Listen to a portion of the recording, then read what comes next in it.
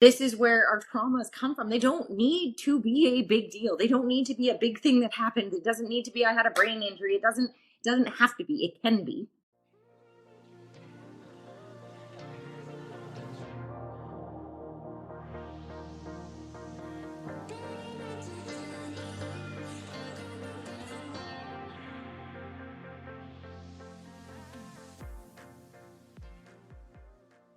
Hello, hello, and welcome back to Retrieving Sanity. And I've got a question for you today. Don't kick my desk, me. I've got a question for you today. And that question is, have you tried to quit smoking? Have you tried to quit alcohol? Have you tried to quit just anything you might be addicted to?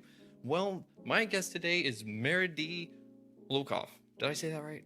Hlokoff. Very close. Hlokoff. Ah, so close. Anyways, she is a woman whose story of addiction, relapse, and redemption is deeply personal, generational, and powerfully transformative. Starting cigarettes at just 11 years old, Meridee found herself caught in a family legacy where cancer was tragically common, both naturally occurring and through substances, and addiction even more so. But through pain, motherhood, and a relentless search for healing, she not only found a way out using a method many have never heard of, which is not hot, but cold laser therapy. And she has also turned her own healing into a passion-driven purpose. Today, she's helping others become true non-smokers, and she's here to share how it works, why it matters, and what we've been missing when it comes to recovery. So, Meridee, how are you doing today? I'm super fantastic. Thank you. And thank you for having me on your show. I really appreciate it. I look forward to today's conversation.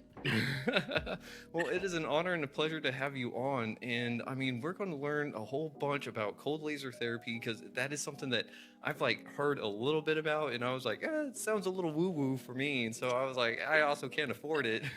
So why don't you give us a little bit real quick, what is cold laser therapy? But then how do we dive into your background? Because starting at 11 years old for cigarettes, I mean, I didn't start till probably 16, and that still sucked. Yeah, definitely. So the basics behind what I do is pretty simple. So to give you guys that, I will do that. And then I think we have to kind of dig into more of the addiction side to really understand how and what I do works.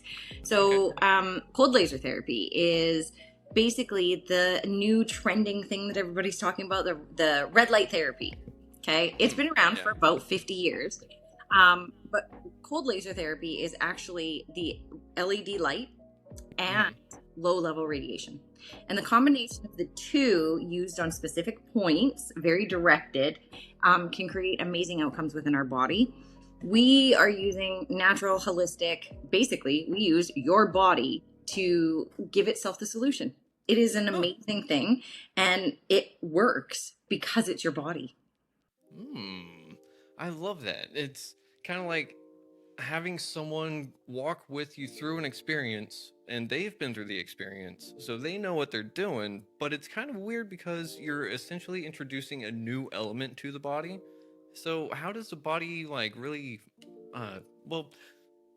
man, I just want to dive into that, but I also want to get your backstory. Yeah, it's so many questions. Well, okay, so let's start with my backstory, and then we'll get into the rest of it. All right. So the backstory is I have a sister who is 13 months older than me. And so when you have an older sibling, you guys all probably know that you do what the older one does. You just do. It's what we do. My sister had friends and they were typically older than her. So she started smoking. And then one day she was we were in her room and I asked, can I try that? And she was like, sure. And so then she gave me a puff and I just kind of did what a lot of people do. Just no inhaling, just in my mouth and back out again. And after doing that a couple times, I was like, it's gross. And she's like, you're not doing it right. And I was like, how do you do it right? And so she's like, put it in your mouth. So I took a puff. And then as I pulled the cigarette out of my mouth, she punched me in the stomach and I went, and she's like, that's how you do it. And there started the practice of smoking. So smoking is so much like so many other things. We don't like our first taste of a cigarette. We don't like our first taste of alcohol. We don't like our first taste of coffee. And it's because typically they are relatively toxic. Yeah. So for me, of course, I didn't enjoy it, but everyone else was doing it. So why wouldn't I? My parents smoked. Now my sister's smoking, all of our friends smoked, all of my parents' friends smoked. Like, we're talking early 80s. So my journey just kind of started there. And then I found that, like, I mean, I find all of us children, anytime we start to think, our deepest trauma is, I am not enough. So anytime we start thinking that you're not enough and you start thinking of that, it's, well, how can I basically stick a middle finger up to my family or to the person who's making me feel like I'm not enough? Mm-hmm. And a way to do that is to do things they don't want you to do. And how many times have your parents said to you, don't smoke? It's not good for you. I see it different now because with my own kids, I was like, the reason I don't want you to smoke is because I don't want you to ever have to go through what I went through to have to stop. Mm-hmm. It's not about the process of smoking. It's about the process of having to give up an addiction of any kind. Yeah. And we all have trauma, and addiction is really just that's the medicine we're feeding the trauma, because the trauma is the thing we don't want to feel. We don't want to deal with. We want to escape from that. Mm-hmm. And different outlets to do so, whether it's alcohol, drugs, sex, love, you name it, it's out there. And so we do it. Social media, porn, like literally there is not many people who are not addicted to something. And if they aren't addicted to something, it's because they have been addicted to something and have worked their way out of it. Mm-hmm. And there's a lot of what we call dry drinking. So where one person can go from, being sober, Mm-hmm. but you're still acting out your addiction because you're still not dealing with the trauma that initiated it in the first place. So my backstory is that there was a lot of trauma in my childhood, and to avoid it, I could smoke. And when my parents would come, at me, and basically I felt like I was sitting out in a puddle, that was my middle finger to everybody. I had nothing except a cigarette, and everyone else could piss off while I smoked my cigarette. So then, you start to work on yourself. And I had a guy that I was dating, and he was like probably one of the nicest men I had ever dated. And he was really lovely, even about the fact that I stunk. I would cigarette and then come back in, and I'd go to give him a kiss or whatever, and he'd just be like, yeah and no. And so I found it was gross. And I had tried quitting multiple times. I quit when I was, I want to say 19, maybe 20, when I got pregnant. I stayed quit until my divorce. And then when I got divorced, I started smoking again. I smoked for 3 years during a crazy toxic relationship. And then I moved into that relationship where I realized, okay, it's time for me to stop now. I was probably 28. And I was like, I need to stop. And actually, I think I might have been closer to 25. But anyway, so I knew I needed to stop dating this gentleman who didn't smoke, made it even that much more apparent and all the things. And then one day I wrote on my Facebook, I need help. I have tried everything. I had tried the patch, the pills, the gums. The pills made me so nauseous I couldn't function. The gums left blisters on my skin. The patches left blisters on my skin. The gums tasted like crap. Like, it just was an ongoing, nothing worked for me. Mm-hmm. And then my friend said, you got to go try cold laser therapy. And I was like, okay, tell me more. And underneath that, her friend had said, how can you tell anyone how to quit smoking when you're still smoking? And I was like, okay, I want to talk to her. And she had written right underneath that herself, I'm smoking because I chose to, not because what I did didn't work. And I was like, well, that's an interesting perspective. So her and I hopped on the phone. We had a conversation, and she said, like, it was the most amazing thing I ever did. And if I choose to quit smoking again, that's the road I'm going to go. At the time, I wasn't conscious enough, aware enough, or doing enough of the work on myself to understand that she wasn't ready to start dealing with the trauma in her life. It was easier for her to smoke and continue in the life that she was in. So I did the treatment, and it was like a magical cure. It was wild. Just the most exciting thing. Like, I drove away from this place and just forgot to smoke. And so it was amazing. 5 years I didn't smoke. Nobody around, even when people around me smoked, it didn't bother me. Like, nobody bothered me with it. And I would see people smoking. I'd be like, hey, if you ever want to quit, I tried this amazing thing. I can get you their contact info. Like, I was her biggest fan. And then 5 years later, I was having a barbecue in my backyard, and everybody was smoking. I just grabbed one. I took a puff. It tasted terrible. It smelled terrible. It felt terrible. And I continued to do it. So that kind of started it again. I only smoked for 3 weeks because I was like, this is gross. I found I could get out of bed. I was really lazy. I wasn't going to the gym. I literally, like, my life basically came to a stop, and I just started smoking. So I was like, I'm going back down. So I went back down. I went to a concert, and on my way home, I stopped. I had a treatment with this lady, and she had basically been pushed into forced retirement. And I was like, well, I would like to do this. And so that started my journey. Wow. And it kind of evolved from there. And now 14 years later, actually a couple last week, 14 years later, I am where I am now. And we have 10 locations currently. And our packages now range from, like, yeah, if you want to quit smoking, I can help you. If you want to stop porn, I can help you. If you want to stop heavy addictions like opiates or methamphetamines or any of those things, I can help you. But we have to be willing to understand addiction in order for us to be able to get into why people behave the way that they do, so that we can figure out how we heal the trauma that's underneath the addiction. Oh, wow. So, yeah. That is one heck of a story. And might I say, like, it resonates with me a lot, because I've quit smoking a couple of times, and I still right here, and this is actually my last pod. So once it's like gone, I'm done, because I have very similar things, and vaping is supposed to be like healthier and all this other stuff, but we'll dive into that here in just a little bit. So with the first bit, you were so young, and you literally got a punch in the gut for it. Like, ouch. And do you not have siblings? Because I feel like that was like relatively normal for your sister to, like, sister or brother, like the fights were real. Me and my sisters, we didn't really fight too much. Like, we got into some scuffles, but we kind of just left each other alone.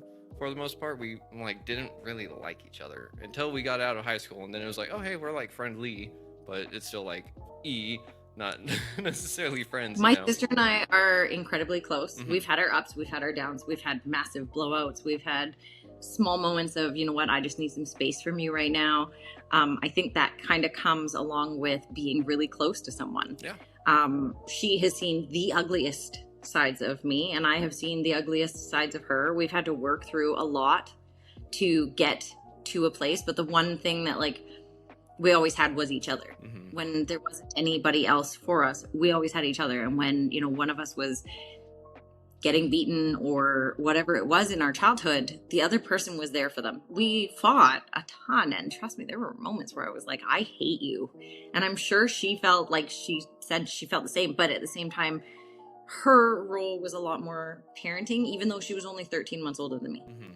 So, like, my sister has been a parent since she was 13, 14, 15 months old. Like, she has never just been a person. She's always been a parent. So we had a lot, like, when it came to, like, working through mom trauma, I had to work through, like, my mother, and then I had to start working through my sister. And so there's just so many different pieces to all of, like, people are complex. Uh-huh. Humans are complex. So there's so many things that we had to work through. And like I said, my sister and I are as close as you probably could get. My kids are the same. Like, they have each other's back. No one gets in between them. Like, and it's wonderful, but also it has its impacts as well. Like, my daughter can't have a boyfriend because the guys that she would want to date are her brother's age, and then they're friends of his, and they know that if they go near her, they're dead. And like, there's all these intricacies to us in our relationships, and I feel like as we learn to navigate and heal who we are as humans, that piece starts to evolve. Yeah. Right? Like, we're not perfect, and there's a lot of broken parts. But if you can have open, hard conversations and say what you need to say without somebody immediately getting defensive and start screaming at you, and instead be like, okay, so I can own my part in that, and now here's my feelings about all of it, and here's my reasoning for all of it, et cetera, et cetera. There's a place of healing. Mm-hmm. And then there's a lot less need for addiction. Yeah, for sure. And I love how you're talking about, once you actually get to the root of addiction, or the root of your traumas, you can actually take addiction, and it's really easy. Well, not easy, but you know what I mean. It's easier to go like, hey, we'll get rid of it for good. Yeah. But quick question.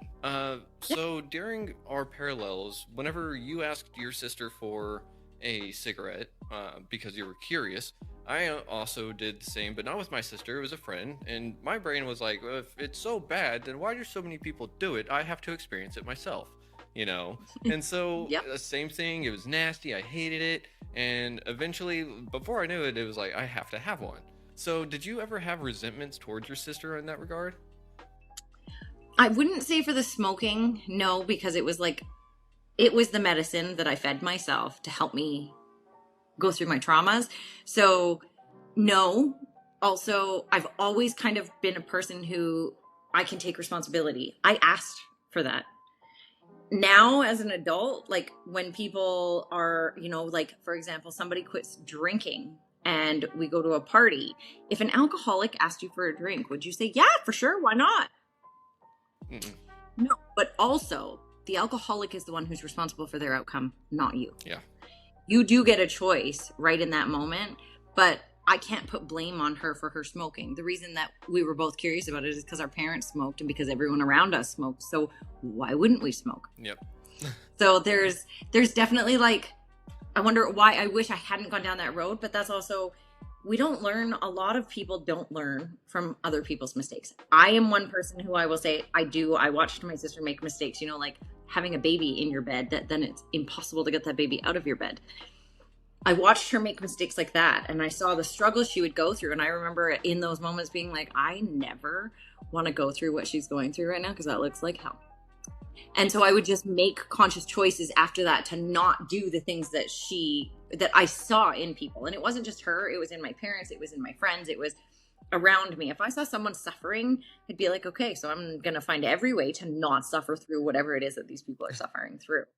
And I feel like smoking was just the one that I could run from. And like for me, I'm sure for you, if you really sat with this, every time you want a puff of your vape, if you ask yourself, like, why? Yeah. Right? Because for me, I don't smoke. I don't drink. Mm-hmm. I don't do drugs. I don't smoke marijuana. I clean. Okay, but this is all part of a journey in sobriety and a journey to really understanding myself. And recently I've had to let a friendship go, and in that comes a lot of grief. And one of the things that I noticed in the grief was, I'd really love to smoke a joint right now. And when that thought comes, my brain, I instantly ask myself, okay, so what am I trying to avoid right now? Yeah. This deep grief of losing someone that I thought was important to me, and the experience. And now it's so hard to feel all of that I think I'd rather just go smoke a joint and not feel anything at all. But the crazy part is every time you go and smoke that cigarette, go smoke that joint, have that drink, do that line. Every time you do it, all you're doing is postponing your pain. You're just procrastinating. You're pushing it away for now because it's going to come back and slap you in the face later. I'm tired of being slapped in the face, let me tell you. Oh man, I never really thought about it that way, and that's really right. But you were saying that you felt like you could run away from the smoking. Is that correct? Yeah. Well, no, the smoking was the thing that I ran to. I ran away from all of my pain by running to a smoke, just because no matter what anybody did, you couldn't take my cigarette from me. Yeah. It was mine. Yeah. Right? Yeah. It's the same as an alcoholic will tell you, well, my drink is mine. Mm-hmm. You can take as many bottles as you want and dump them down the toilet. I'm going to go buy another. Yeah. Right? It's a choice I'm making, and that was mine. That was mine to hold. That was mine. And nobody could take it from me. And go ahead, try. I'll just light another one. Mm-hmm. And then you can take that one and I'll light another one. And you take my whole pack and I'm going to go buy another pack. Like, you cannot take it from me. Mm-hmm. I will find a way. You can't sit with me 24/7, so I will find a way. So I really had to understand, because I went from smoking cigarettes and I quit. And then I also broke my neck when I was 16. So I've had chronic migraines. And those were another level. And I started using marijuana many years after I quit smoking for pain management, because it really does assist in that. Mm-hmm. And then it very quickly turned to abuse before, right? Like, soon you're abusing it, because now I wouldn't have even smoked cigarettes the way that I smoked marijuana at times. Whoa. So you do have to really look at, what are you covering up? Because if you go from one to another to something else, like, you're always running from something. Yeah. That's what it comes down to, is I'm running from something by running to something else. Mm-hmm. It's not comfortable. It's not good for you. It's not healthy. And it causes nothing but issues. Yeah. And again, I'm going to say it. It procrastinates your pain, because it's all going to come back to you eventually. No matter what you do, it's going to come back. I'm tired of procrastinating. I'm tired of being smacked in the face by the universe because I didn't listen the first time. So, since you were tired of procrastinating, you found something that worked really well the first time. So, and then it worked for as long as it did until you fell back into it, right? And yes. I mean, it's just like a heroin addict or an alcoholic, right? You wouldn't give an alcoholic one more drink. You wouldn't be out with a cocaine addict and they're like, oh, tonight I'm just going to do one line after being sober for 10 years. You would not encourage them. You'd be like, this is a no. Yeah, right? You should. This is a no. You're not doing it. Let's go find something else. And then for me, because of all the work I've done, I would sit down and be like, what are you trying to avoid? Yeah. What's going on in your life that you're trying to run from it in this moment? Because if you start with one line, that one line turns into another, and you're right back down the road you started, and you're off of the path you've been on. Yeah. And next thing you know, an 8-ball is gone, and so on and so forth. And it's just not a fun time for everyone. Like, no.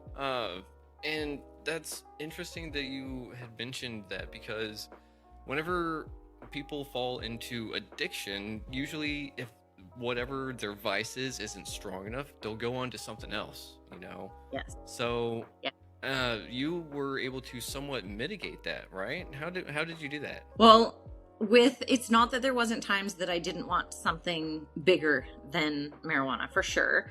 I would, you'd start to smoke copious amounts of marijuana and then be like, this isn't doing anything for me anymore.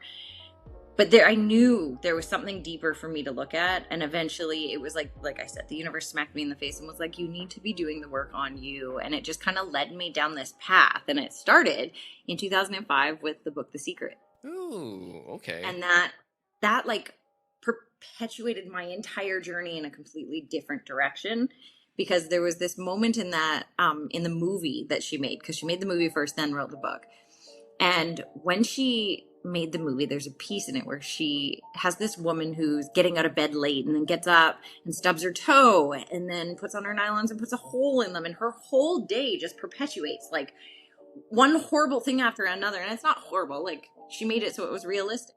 And I remember seeing this part of the show and being like, oh my God, it's me.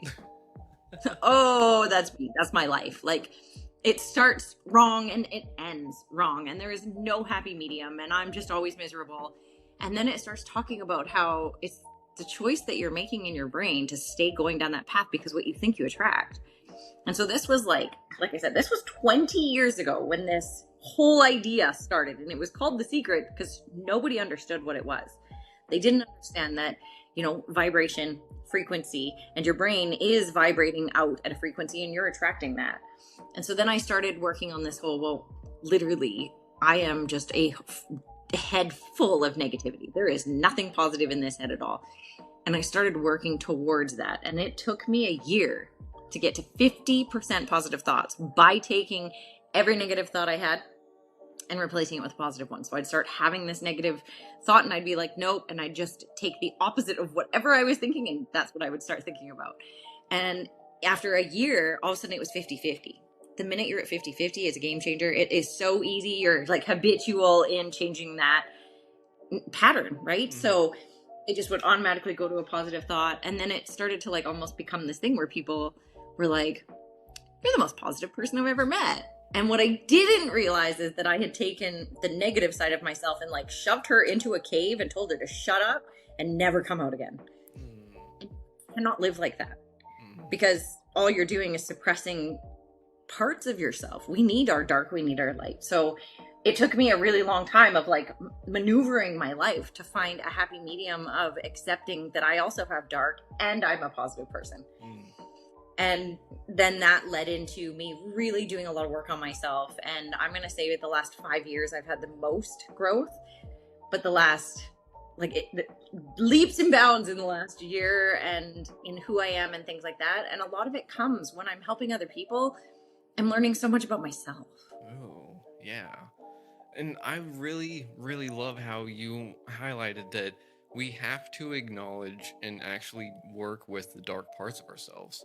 Because it's like I can be a total like d-bag, like, you know, Yeah. it is totally within my limits. I can be the biggest a-hole you'll ever know or ever meet, but I choose not to do that. And Yes. that's the thing, though, is that I can sit there and I can say that side of me is not good for most situations. It is definitely vital for certain situations, though.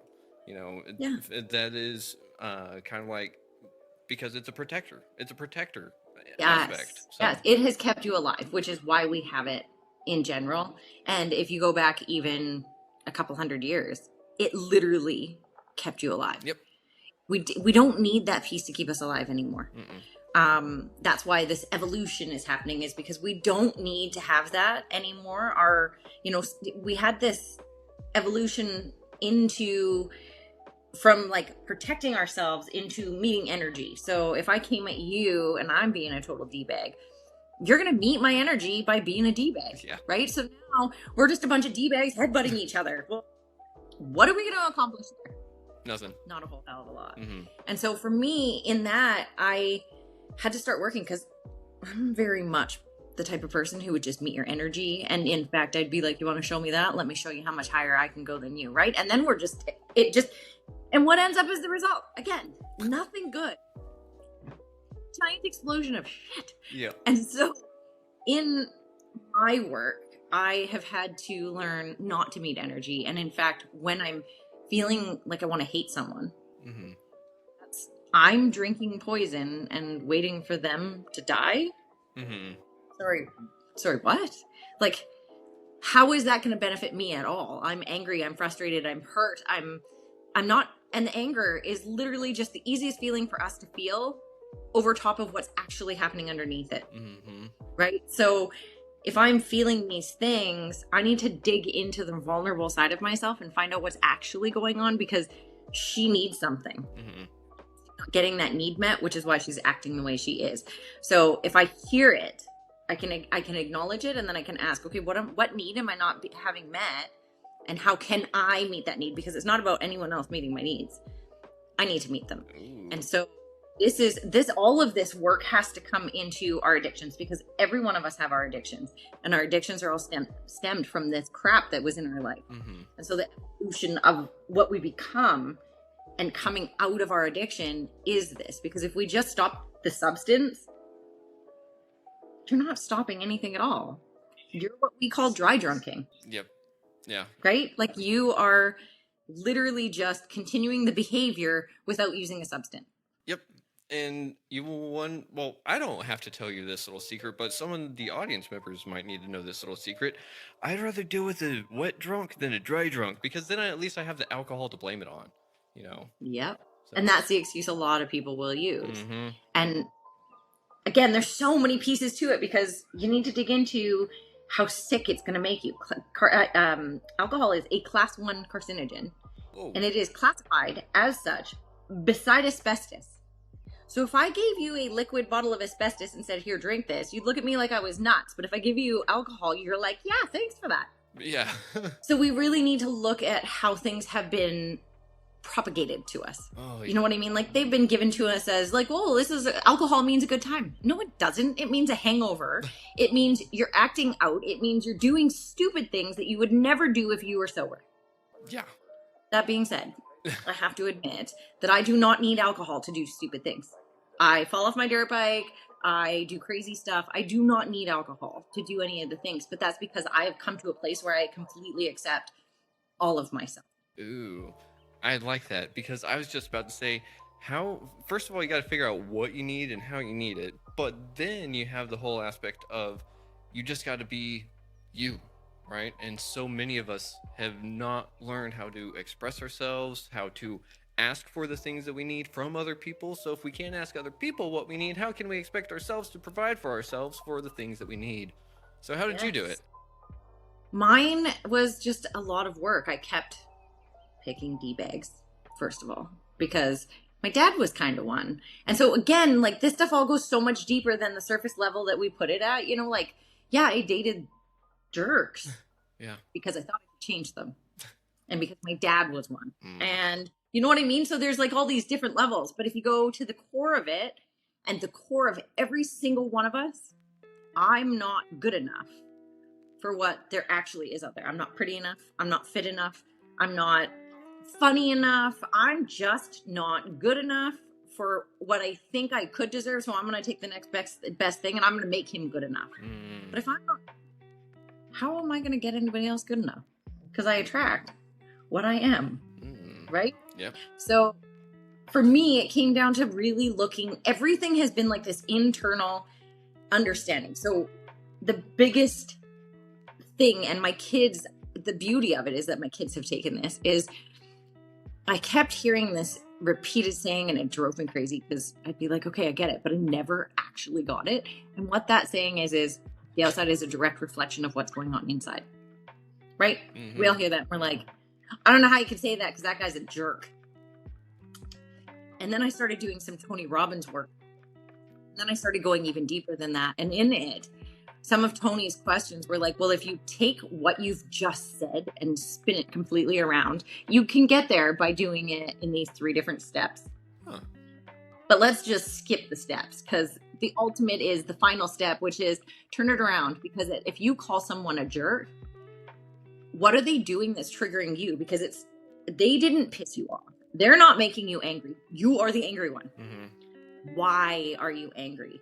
Where has this been in your past? Who have you seen allow it to happen when you've chosen for it not to happen? Or how did you act like a jerk that now this person is acting like a jerk and you want to act like a jerk back, but you're not. So now you're triggered by them. Or, so I really had to start looking at those things because that person they don't give a shit about you. This isn't about you. It's about them. It's just like the only person that I'm triggered by is me, but I'm seeing you reflect it back to me. You're showing me a side of myself that I don't like. And the hardest thing to do is look in the mirror and say, oh my God, I'm ugly. And I don't mean physically. I don't mean that. I mean, look in the mirror at your own behavior and say, what the hell is wrong with me? I am ugly. I am mean. I am nasty. And I don't want to be any of those things anymore. And then start to change the behavior because everyone else starts doing this and they start pointing fingers. You. What I've learned about this is that there may be one finger pointing up, but there are 3 pointing back at you because you're the one to blame. Ooh. So my children have taken this on, and my son has had multiple things. He has ADD, and one of the things that our doctor came to us and said was, just so you know, the majority of the undiagnosed ADD and ADHD people out there have addiction. And it's because of the fact that you only feel normalized when you're taking a substance. So, for example, my son said that he would do cocaine. Yeah, I see that.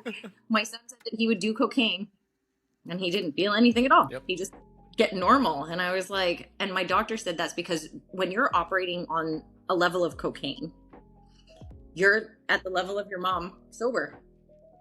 He said, and then if your mom did cocaine, she'd be up here because that's where you sit all the time. So when you're sober, you're like a cocaine addict or somebody on cocaine. And when you're on cocaine, you act like somebody who's normal because you guys have the opposite effect. So for a lot of the addicts out there, they started stimulants because they didn't know how to manage their ADD or ADHD. And that in itself became traumatic because if you were a kid with ADD or ADHD, no one else knew how to manage you either. And then you were treated badly and you were shunned and you were all these things. And there's more trauma coming up right there where you guys just didn't get what you needed. And all of our traumas are unmet needs and then ways that we didn't get loved. And when we're doing something, some of the things that I go and I talk to people and I see them and I see people acting out, the first thing you need to understand when someone is lashing out at you, they're coming from any time actually, when anyone is talking to you, they are coming from one of 2 places. Okay. They are either coming from love or they are coming from a place of wanting to be loved. So if someone is acting out and treating you badly, it's because they're desperately looking for love and they don't feel worthy of it in the moment. So how can you go to them and say, look, I can see that you're clearly upset and there's some things you're going through. How can I support you in this way? People are not going to continue to lash out. They're going to come down 10 levels and they're going to sit with you and be like, I don't even actually know. Yeah. I'm angry. And then if you ask a bunch of questions, you can dig into why they're angry, what's triggering them, what has set them off, why are they feeling the way they're feeling, and it can move from there. But if I went and met your energy of F you, nobody's digging into anything. Yeah. Yeah. That is very true. And I love how you were able to actually define what traumas and the hurts are, because I haven't heard them put that way. You said that traumas were the ways that you weren't loved, correct? Yeah, the ways that your needs were not met. Oh man, holy And crap. it doesn't need to be traumatic. And that's Yeah. the crazy part about it. A baby can feel trauma by a parent stepping in the sun. So imagine that. A baby's laying in the sun, enjoying the sun, and then a parent steps in that sun and the sun is no longer on their body and they feel cold. That can be traumatic. It's in the way that we interpret it with what we have in our minds and how developed our brains are. But essentially, the sun gives you a feeling of love. Think about it. When it hits your skin, it's like, oh, yeah, that's what I need. And when it's taken away or it's a gray sky, our moods are very different. So let's talk about how that affects you when someone is coming at you versus coming to you. Yeah. Hey, I need to talk to you because, I feel like the way we spoke earlier didn't feel good to me. Versus, you know what, you're being a little asshole and you're going to your room. Like your needs didn't get met in that moment. Yeah. You lashing out or acting the way you were because you needed love. And as a child, we do not know how to communicate that. So we turned it into trauma in our heads. We were bad. We're not good enough. We got sent to our rooms. And the crappiest part about it all is that our parents talk about unconditional love, but most of us do not know how to make it work. And if you think about how your parents raised you, for me, for sure, I felt loved when I behaved the way I was supposed to and unloved when I did not. Yeah. When I wasn't behaving the way they wanted me to behave, the love was withdrawn immediately. It was anger, it was frustration, it was punishment, it was all of those things. Whereas if I was behaving perfectly, I barely even got acknowledged. Because what you're supposed to, that's been expected of you. You're supposed to show up that way. This is where our traumas come from. They don't need to be a big deal. They don't need to be a big thing that happened. It doesn't need to be I had a brain injury. It doesn't have to be. It can be. It doesn't have to be. And so essentially it is your need in that moment not being met, and then the way that us as underdeveloped brains interpret that. I really like that, because that really does throw everything back on self, but the beautiful part is I can do something about that, right? Yeah. Yes. Oh man, and you really nailed it on the head whenever you said it's how we interpret it, because that's the thing that I still misinterpret messages all the time. Like, tone does not reflect in text message very well. So Yeah. I have gotten into either big arguments or big trouble because either I send a message that was worded what I thought was okay, but was not in the other person's eyes, and vice versa. And it just, communication is the final frontier, I guess. It's the cornerstone of everything we do. Yeah. For sure. Yeah. Yeah. And it is. And so, in a sense, you're saying that you had to establish communication within yourself. Yeah. Ooh. Yeah, because you need to figure out what you need. And the best part about this, because I felt like this was the most difficult challenge. What do I need? I don't know. Yeah. How am I supposed to know? What I learned was what I don't want showed me what I do. So these experiences that we call negative will come to you. And when they do, this is an opportunity to go, oh, I don't like that. So the opposite of that must be what I do like. Right? And then you have an opportunity to see, okay, so this is what I want, and this is what I don't want. So we can get rid of what we don't want and focus on the things we do. But how are you going to know what you need or want if you're not actually digging into those things as they happen? Oh, you just upset me. Okay, but why did you upset me? What's going on with what upset me? What would I have needed in that moment? And for me too, I do a lot of meditation, or even just in the moment, oh, there's something. And then I'll follow the sensation of my body, and I will talk to whoever it is or whatever it is inside of myself. And it's called internal family systems. I'll talk to whoever it is or whatever it is that's inside me that is seeking my attention. That conversation. So like I said to you earlier, I stuffed my negative and put her in a cave. And one day I had to go find her. And she was wet and dirty and stuck in this miserable cave where she was not allowed to speak. She was not allowed to be involved in anything. but it didn't prevent her from being in the back of my mind. It didn't prevent her from still being there, but she was being punished all the time. Yeah. So then when she started to come, when I was experiencing something, I could ask her, what would you have needed in this moment back then? You know, like something else is coming up here. So you get quiet with yourself, you follow the sensation, and it'll take you to a place where, you know, one that just recently came up, because I don't remember a ton of my childhood. It's a lot I've blocked out. And in that, I got to this place where this little girl, I was probably about 3, had gotten a new dress from my grandma. And I was like running around in my new dress, all pretty, look at me, and I'm so pretty. And one of my mom's friends was like, oh my God, she's so cute, and blah, blah, blah. You should put her in modeling. And she was just going off about how adorable I was and all the things. And my mom turned around and said, okay, enough. Don't let it go to your head. Sit down and shut up. And like took this little 3-year-old from like the most joyous place into nothingness. I'm not enough, even when I look pretty, even when I'm doing the right things, even when I'm, you know, all I was doing was dancing around being a pretty little girl. She got shut down so hard. And I can't just put that all on my mom. Like I can, but I can't. I can also take responsibility for the fact that she just wanted that kid to sit down, be quiet.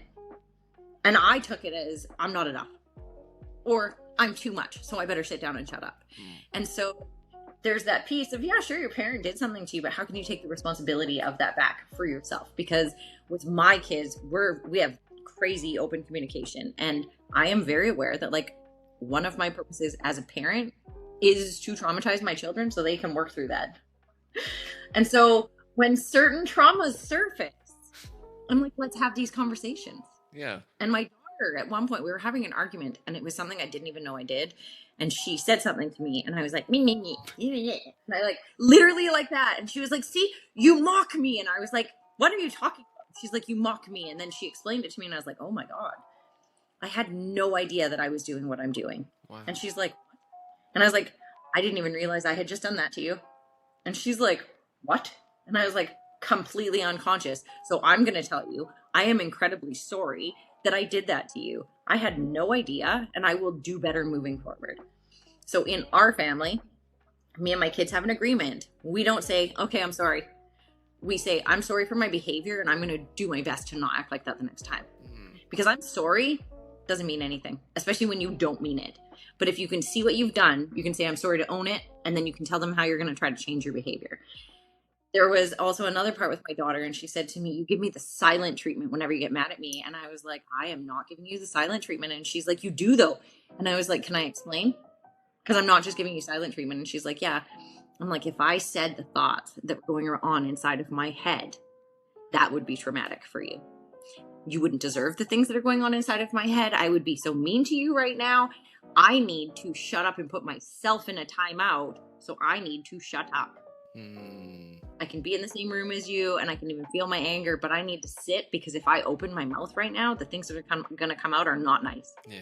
So instead, I'm not giving you the silent treatment. I'm actually giving myself the silent treatment and shutting the noisy person inside up. Yeah. My daughter was like, oh my God, I had no idea. So if you understand, and you don't, I wouldn't tell you, like, I try not to gaslight my kids and be like, that wasn't your experience. I'm sorry that was your experience. I'm sorry that you felt like I was silent, giving you the silent treatment, but I was actually giving myself the silent treatment because the words inside of me were not nice. And if I opened my mouth, they were going to come out. And then my daughter was like, oh my God, that explains so much about our childhood. It explains so much about how I felt. It doesn't mean that I'm taking away from her experience, but I know when I understand something better, I can then move through it better. Right? If I understand why you did something, it doesn't mean there's an excuse, especially when you can own it, take responsibility for it, and say, I'll be better for it. That's the whole point of it. It's not so that I can tell you, oh, okay, well, I did this, but. Because the minute someone says to you, I'm sorry, but. Yeah. I stop listening, because you're not actually sorry. You just wanted to let me know all the reasons you acted the way you did. How about I take responsibility? I'm sorry that you felt the way that you felt. And I'm going to act better in these ways if I can. And if I don't, I would love for you to tell me that I'm not doing as I promised you I would do, and I will do my best to do better. I'm not a perfect human being. In fact, I am a human being. And we're spirits here having a human experience. So I am having that very real human experience, and I'm sorry for that. But I do want to be better. And so that is super important in my relationship with my kids. And my kids are 22 and 23. So it's not like they're young little kids, but we did start this when they were about 10. Oh. Huh. So that we could have this open communication, so that my kids were allowed to stomp up the stairs. And I remember being in so much trouble if I did that. But my kids, you're allowed to stomp up the stairs, but you slam that door, you're damaging a door frame, you're doing a whole bunch of things. So you slam the door, I'm coming up and your door's coming off the hinges, and now you have no privacy. Mm-hmm. There's consequences for your actions, but also please express the way you feel. Yeah. Yeah. Right? And we can express the way we feel in very respectful ways. Mm-hmm.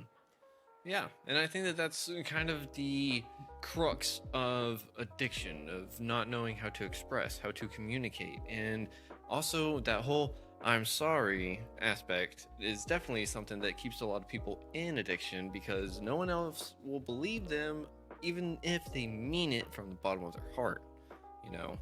So, but that's also because they don't believe themselves, right? Yeah. Like when we're projecting onto other people, like if you say, I don't trust you, well, you shouldn't have brought that person in your life. And the reason you don't trust them is because you don't trust you. Ooh. Because you have let you down so many times, right? And that's when I say to people, when I hear them say, well, I don't trust this person, I'm like, hey, so let's look at what it is about you that you don't trust. What did they do? And then, they'll be like, oh, well, they spoke about me behind my back. And I'm like, so you've never spoken about someone behind their back, hey? And they're like, well, yeah, but. I'm like, there's no buts here. Did you speak about someone behind their back? Yeah. Okay. Period. So can you just see that you don't like that they do it? So you need to stop doing it as well. That means never speaking about someone behind their back. Or if you're so uncomfortable and you keep saying, because I hear this all the time, well, I'd say it right to their face. Okay. Then only say it if that person was standing right in front of you. Because if that person is standing right in front of you and you would say it, and they're in the group that you're going to say it to, then say it right to their face, and the group doesn't need to be around. Yeah. Right. I also understand there's a piece of us that some of us need to verbally, like I process verbally. If I sit and overthink, I feel like I sit spiraling in the same train of thought without actually processing anything at all, because I just get stuck there. Whereas when I verbally process it to someone, they then have some feedback from me that I can take and adjust the train of thought, that now it's a different circle, right? And then we keep verbalizing and keep moving through to process. In my head, I don't have that feedback from anyone else. So I'm literally just spiraling in a circle. So I do need to speak. But I need to find the right person that I can trust and speak to. And that person needs to understand, like, I'm not sitting here judging someone because I'm telling you what I'm feeling. I need to process how I feel about what's going on and the people I do surround myself with. And my sister is a perfect example of this. When I come to her and I'm like, this person pissed me off. Can we talk about why? Because I know it has to do with me. I'm not stupid. She's like, okay. And then we just like dig right into it. Well, what is it? And because she has seen the ugliest side of me, I have no problem showing her all of me. Right. And she's that trusted person that I can go to and be like, okay, so this person's pissing me off. And she's like, ooh, and she usually gets like this little like, okay, what are we going to get into today? And so, because every time for me, life isn't happening to me, it's happening for me, right? Every challenge is an opportunity for me to grow and become a better person, a better version of myself. So if these things are going to come up, no, I'm not going to just shut my brain off and tell it to shut up. I need to communicate. I need to talk to my sister or to I have 3 amazing humans in my life. And my sister is one of those. And I go to those 3 people because those 3 people have very different opinions and help me see so many different angles. And so I'll vent to them. I'll talk to them.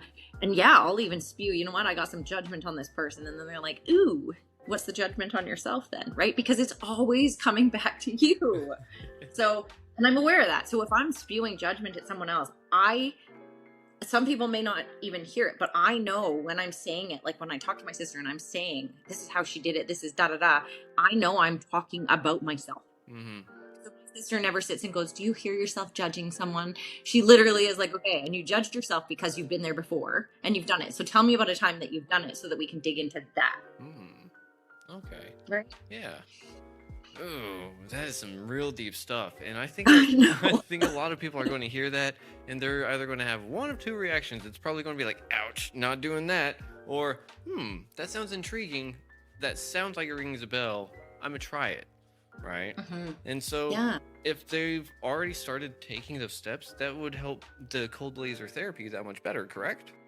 Yes. So The way that addiction actually works has to do with endorphins in your brain. So this is the part where we're going to talk about how laser actually works for you. So the core of everything we do, I can get anybody sober, but I can't stop you from relapsing, because if you do not do the work that we just talked about, you will never actually get sober. Ooh, yeah. Okay, because you'll stay sober for years on end, but you'll be dry drunking the whole time. You'll still hurt people. You'll still do all these things. So we need to do the work in order to stay clean and sober, because you need to have that moment of, oh my God, I want to drink. And then ask yourself, okay, so what am I trying to avoid? And if you know yourself well enough, you can dig into that. So the way that addiction itself works and the substances work is each substance produces a different reaction in your brain of different levels of different endorphins. So we have like the bliss molecule, and we have serotonin, and we have dopamine, and we have all these endorphins in our brain. Number one being dopamine, because it is an immediate gratification. It's your reward center. All of these things just make you feel so good. When they crash, you feel so bad. Mm-hmm. What happens is, typically the first time someone uses cocaine, your endorphins spike so high, you will never, ever hit that high ever again. And they hit so high. And then, for example, say you did that for a weekend, and I'm sure everybody that's listened, I've never done cocaine, but I know people that are listening will say, yeah, I remember. The next day, I've had so many people say to me, the next day, I just want to be dead. I don't know why I'm here. Literally, my brain is going, why are you even here? You're a waste of skin. You feel like crap. Like, you talk shit to yourself.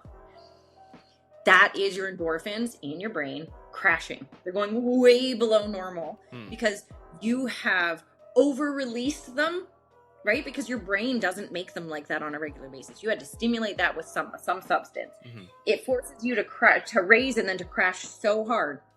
And the crash, your brain needs time to recover. Mm-hmm. Okay, so that's where most people will be like hair of the dog. So another line the next day, another drink of beer the next day, another whatever the next day, because that way you never have to hit that crash. But guess what? You do that the next day. The day after that's going to hit twice as hard. So you better be prepared to hit harder. I would say that the majority of people I know say that that's exactly how it started for them, right? It was the crash that made them use again, which then kept the use going. It perpetuated them. So in that, there is this chemical imbalance. And if any long-term use, whether it is a month, 3 months, 6 months, a year, 5 years, 10, 15, doesn't matter. You are changing the chemical and physiological makeup of your brain. Yep. And then to recover from that will take you a minimum of 1 year. So my problem with rehabs is that what we're doing is we get people, and I'm not saying that rehab is not good, so please do not take that way. I think rehabs are the best. I think we need to change some things within rehab. Yep. We need to incorporate laser therapy into rehab. Let's just be real here. Because what happens is you detox people, right? 7 days later, their body has detoxed and their brain has detoxed. And they think that they're around a normal level. But that normal level that you think you're at is probably right around the same level as when you started using in the first place. You feel sad, you feel depressed, you don't feel like yourself, and that's why you started. And then I'm going to sit down with you and be like, okay, it is time for us to deal with your trauma. Your answer's like, nope. I'd rather use, because you're already depressed. Your chemicals are not balanced. You do not feel okay. Screw life, I'm out, right? Like, I'd rather just drink than have to deal with these things. So this is where a lot of people go into rehab, and you'll see them sit in the circles like this because they don't want to talk about it because their brain chemicals can't handle it. If you've ever been depressed, it literally feels like looking through this and you're trying to find your way and you can't, and it's so foggy and I can't see you. And I took antidepressants and suddenly I could see. Mm-hmm. Now, antidepressants don't fix the endorphins properly either. Nope. They just encourage serotonin release in your brain. Some people it works for, some people it doesn't. I'm going to say it's very similar in what I do. However, I have 98% success rates. So we'll say more often than not it works. But what happens with that is you're now being forced to deal with your trauma. And this is why most people can't make their 1 year, is because your brain has not recovered. It takes 14 to 18 months for your brain to go to it. What it's going to be is its new level of normal. Okay. And yet you're supposed to deal with your trauma. You're supposed to start dealing with the reasons that you used in the first place. And if you don't, you will relapse. Yeah. But also, how am I supposed to not relapse when you're making me dig into the reason that I started in the first place and I'm depressed? Yeah. And I don't feel like myself and I'm sad and I'm all the things.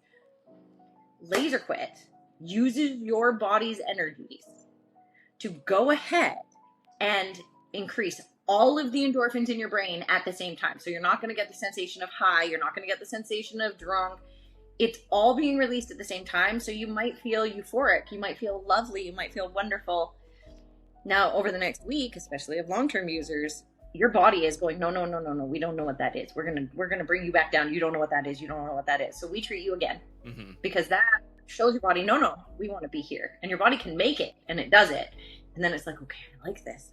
And then we start to train your brain on how to stay at that height. So we often will treat people repeatedly. I'm not giving away all my secrets, but I will tell you, we would treat you repeatedly over the next year, changing protocols as we go based on how our conversations are. You know, so if you're like, no, I don't feel like using it all, great, I'm going to move you into a different program. No, I don't feel like that at all, great, I'm going to move you into this program. So it really depends, right? Like, we have to be in close contact discussing how you're feeling in order to put you in different programs. If you're like, no, I want to use, I'm going to keep you in our heavy addictions program for a little bit longer. Every person is different. Yep. But it's releasing all of these endorphins and teaching your brain how to sit where it, as close to where it used to sit as possible. Okay.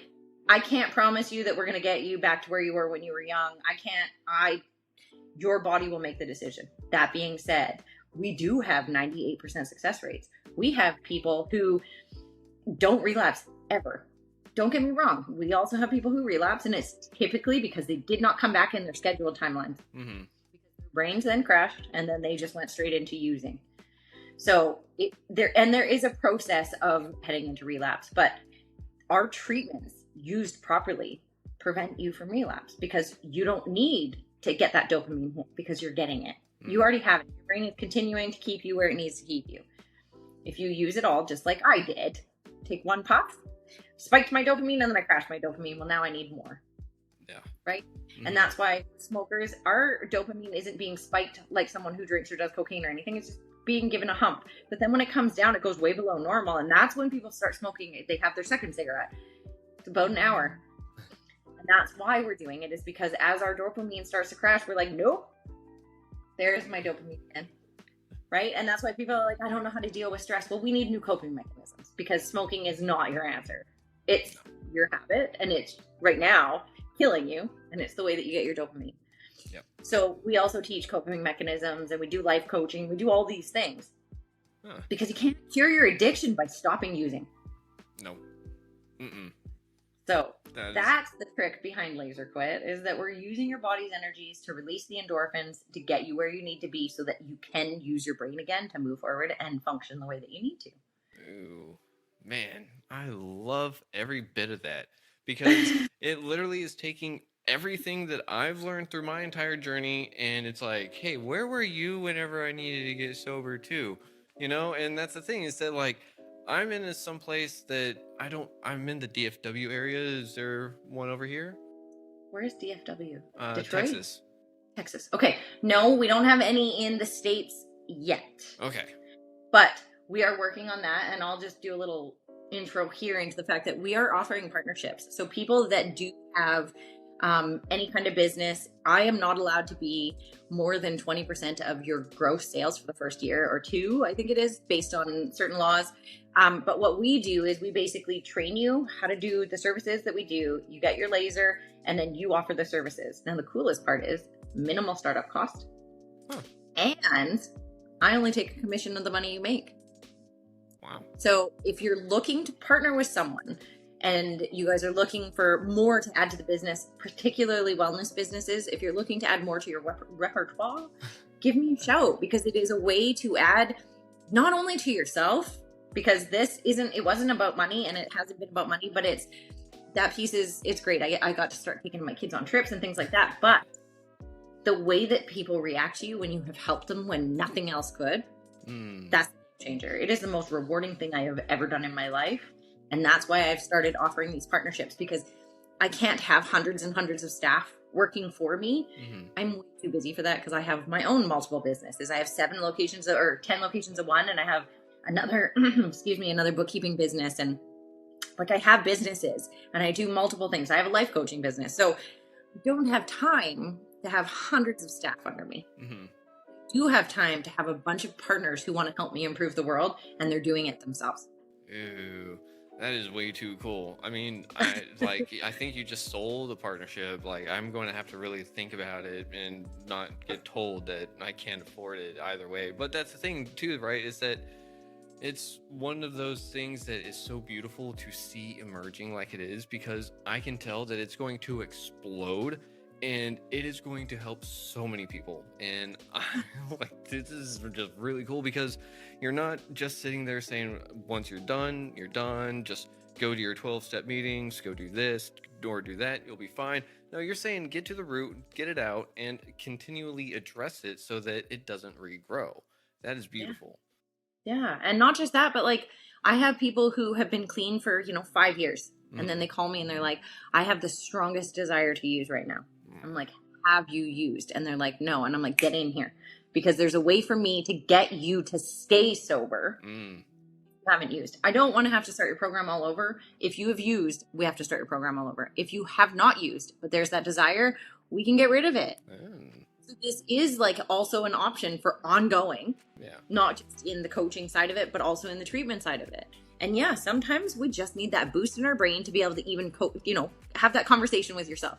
When we're crashing, the last thing you want to look at is how ugly you are, right? And we are all ugly in some ways. So we need to stop, take a break before we start looking at ourselves. And sometimes a treatment is what you need, because then you can have clarity on, oh yeah, I was acting badly. Why was I acting badly, and how can I act better? Yeah.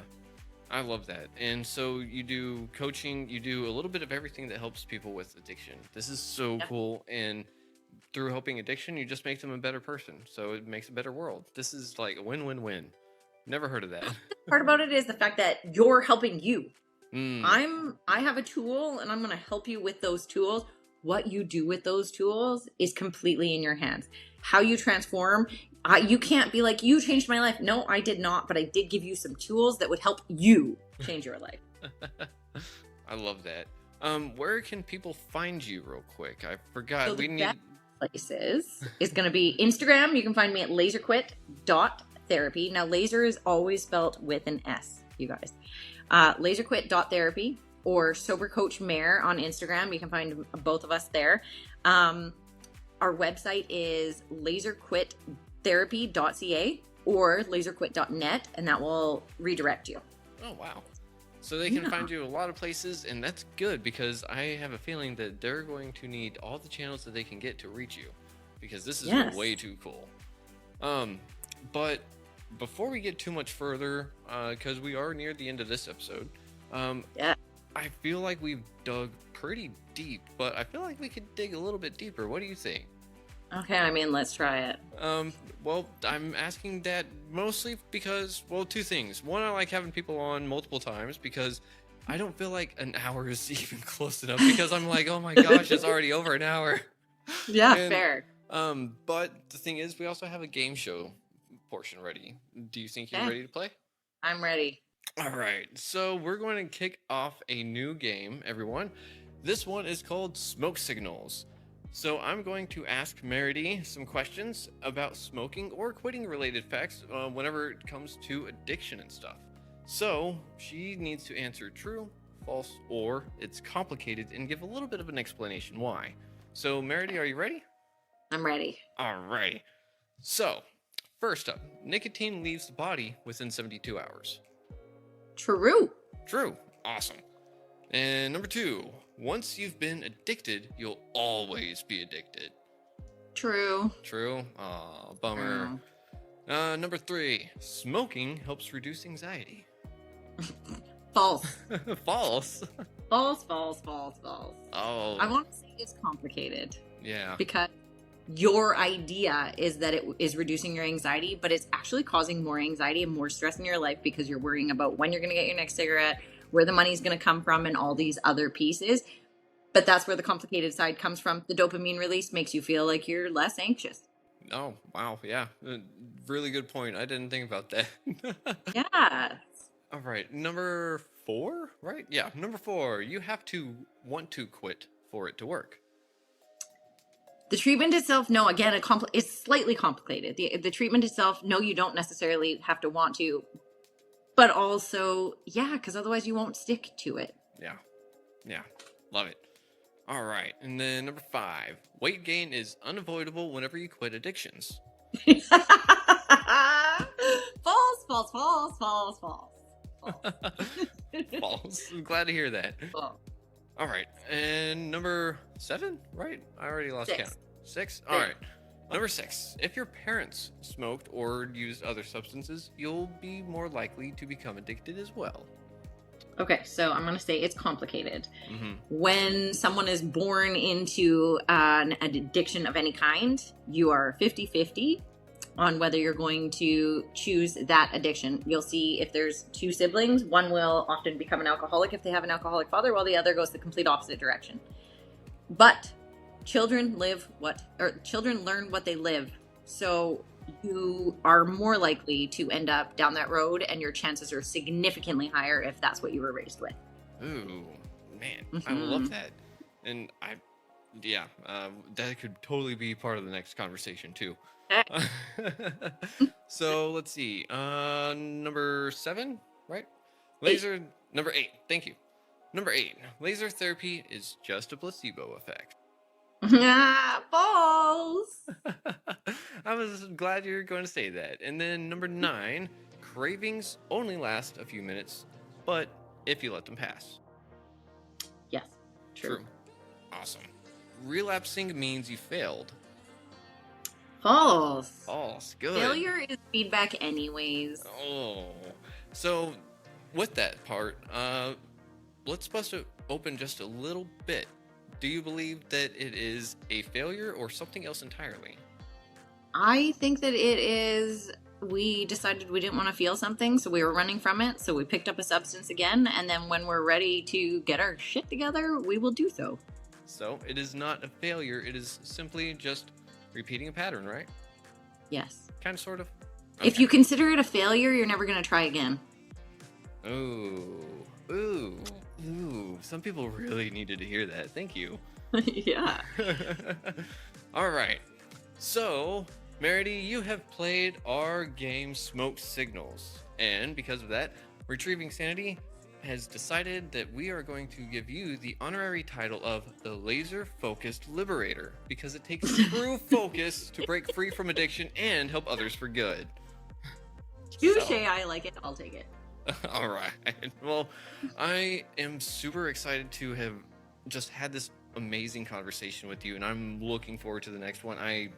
Oh man, having to cut this episode down for radio is not going to be fun, but it's going to be so worth it, because everyone needs to hear this. And for anyone that is listening out there on the radio, if this part makes it on the radio, full episode is going to be on YouTube, Spotify, Podbean, wherever you can find podcasts, because you need to hear this one and the next one, because holy crap, we're diving into some addiction and how to get rid of it. Not just what do we think it works like. It's we've been through it, so we're going to walk you through it. I love it. Yeah. So, last question. Meridee, the name of this podcast is Retrieving Sanity, and we explore how all facets of living life impact our mental health.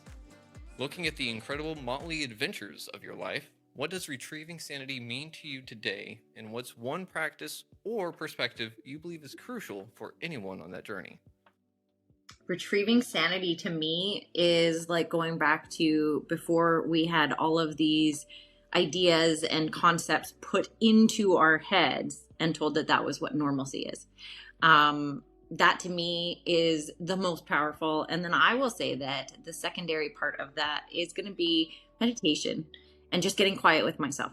That has been the biggest way, as well as communicating with other people. But sitting with myself is how I really, truly find what I need. Oh, I love that. Thank you very much for that, Meridee.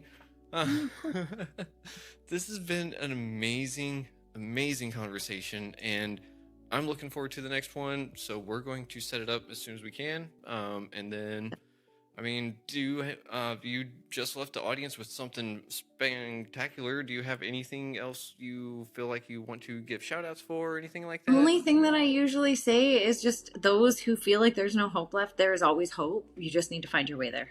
I love that.